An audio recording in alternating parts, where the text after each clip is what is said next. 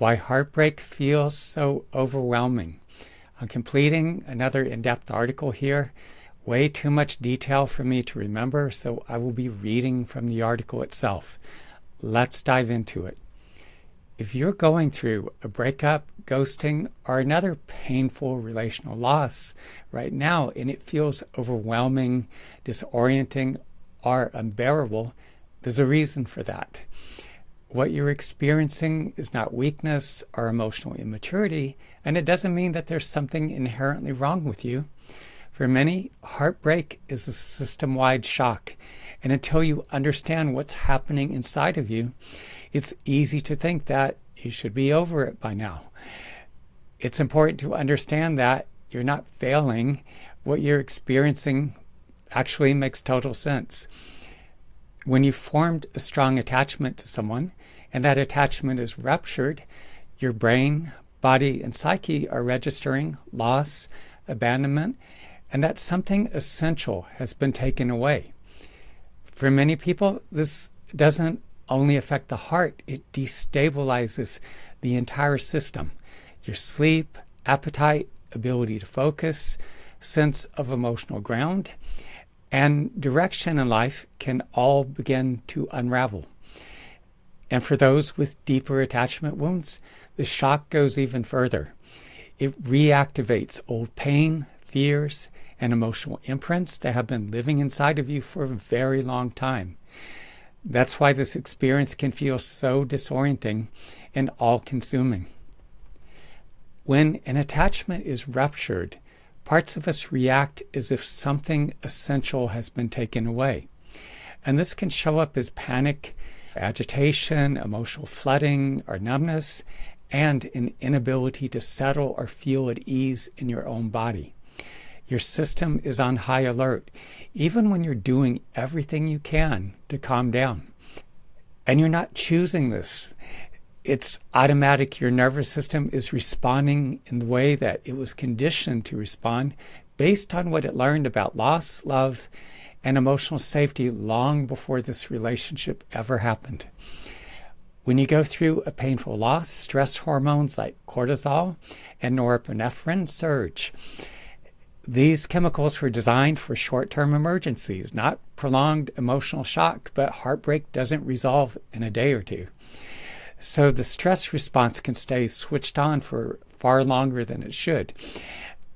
When these hormones remain elevated, sleep becomes disrupted, appetite can disappear or become erratic, exhaustion begins to set in, and the body starts burning through its reserves, expending enormous energy in an attempt to restore equilibrium, even while you're just trying to get through the day.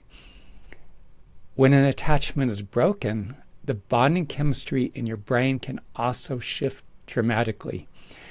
Dopamine, oxytocin, serotonin, vasopressin, these are not just feel-good chemicals. They're part of what wires attachment into you. They shape desire, closeness, bonding, and the sense that this person truly matters. Over time, that chemistry helps to encode the bond. This person becomes familiar, emotionally significant, hard to replace, and your system learns them. So when that bond is disrupted, it isn't only emotional pain, it's a biochemical destabilization. And that destabilization can fuel obsessive thinking, spiraling thoughts and memories and fantasies, and the inability to let go, even when part of you knows you need to. Your brain and body is going through withdrawal from a bond that still feels essential. Emotional shock doesn't just affect your mind, it affects the gut. Digestion often slows, appetite changes, and the entire internal environment becomes more strained. Inflammation can also increase, and the body becomes more reactive. And instead of processing what's coming in, the system starts bracing and contracting. As the gut constricts and becomes more distressed, it continually signals the brain that something is seriously wrong. That signaling can amplify anxiety, emptiness, agitation, and emotional overwhelm. You don't just feel heartbroken, you feel unsettled in your own body. This is where a self-reinforcing loop can take hold. Emotional pain destabilizes the body, and the body's distress intensifies the emotional suffering. Before going any further, I want to circle back for a moment because people usually don't absorb all of this the first time around, especially when they're in pain. So I want to reiterate the key factors at play here so you can more thoroughly understand why this feels so overwhelming emotionally and physically.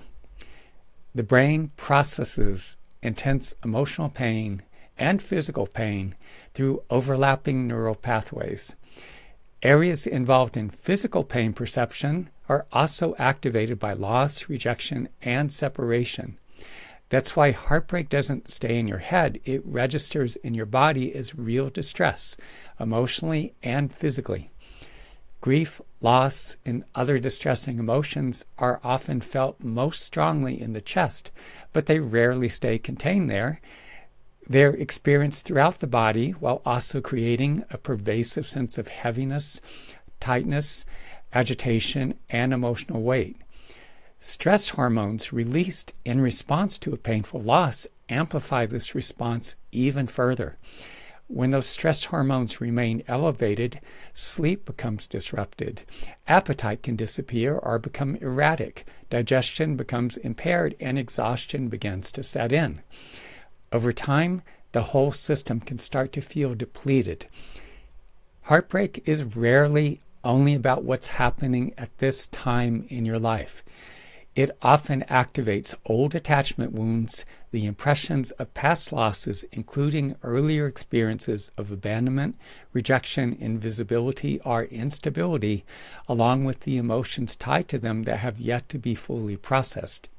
You're experiencing the pain of what just happened, while at the same time it's evoking what has been living inside of you for a long time. In addition, some of your most basic needs, the need for secure and stable attachment, and the need to love and be loved, are not being met. And for some people, these needs have never been met. When the emotional bond you form to another individual is disrupted, your entire system reacts. Present-day hurt, long-standing attachment wounds, and neurochemical shifts, when combined, add to the devastation. And when that happens, life can begin to feel bleak, pointless, or stripped of meaning and significance. This is why such a loss can leave you feeling as though the world has ended. It's not that there's anything inherently wrong with you. It's just that multiple aspects of your system are being hit all at once. Heartbreak isn't something that you can reason your way out of because it isn't happening at the level of thought. It's a body-level shock, a form of relational trauma.